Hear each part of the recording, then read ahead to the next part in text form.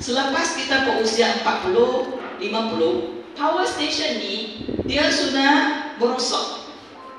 Kan kita punya handphone kalau pakai 3-4 tahun dia sudah merosot kan. Dia punya bateri cepat kong kan. So itu sama pada kita punya power station dalam rumah.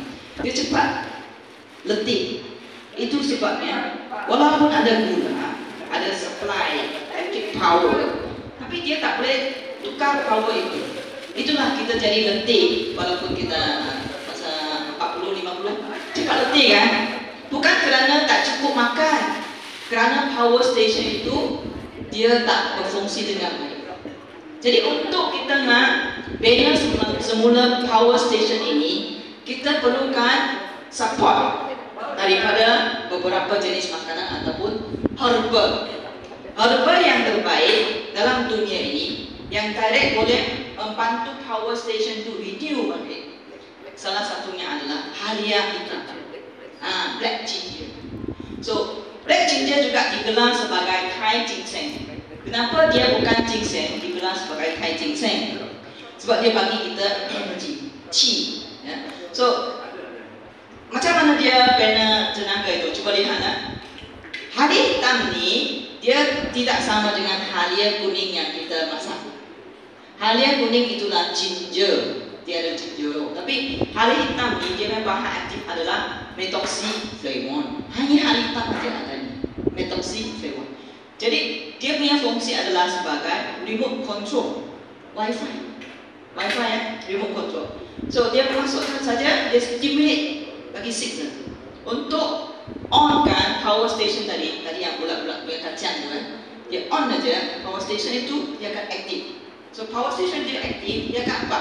Dia akan pakai gula, pakai nasi tadi yang kita makan tadi. Okay? Lepas tu kalau gula sudah habis, ini syarat dia.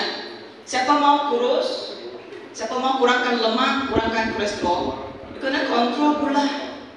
Dia habiskan gula dulu, baru dia akan pakai lemak. Ramai orang komplain, saya tak makan apa-apa tapi tak kurus-kurus pun.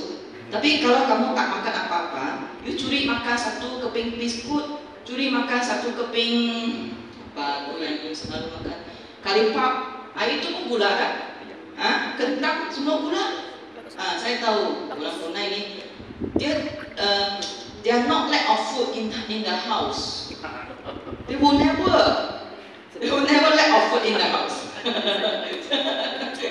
Itu yang dia tak perasan dia makan kan. So if we can control all the extra sugar, then we can start to burn fat. See ya? They will use up the sugar, fat, and also those people who complain sini selalu mau sakit otot kan. Dia akan menghilangkan sakit pada otot juga. Itulah kebaikan halia hitam. Jadi Volta International kita mempromosikan produk yang main ingredientnya adalah halia hitam. Bukan saja halia hitam, kita menggunakan bioteknologi untuk ekstrakkan halia hitam ni, ya. Dan dia jadi bentuk powder. Jadi dia senang untuk kita tambah dalam beberapa jenis minuman harian yang kita minum tadi. Jadi tadi yang selepas lunch, siapa yang pernah try kita punya teh, premium black tea ataupun kopi, angkat tangan. Tadi yang siapa minum?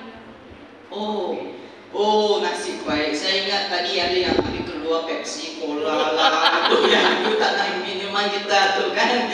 So Encik, rasa macam mana? Tadi yang minum kopi ke teh? Coffee ya? Do you like the coffee, Big Cafe? Like? Tastes good? Yes.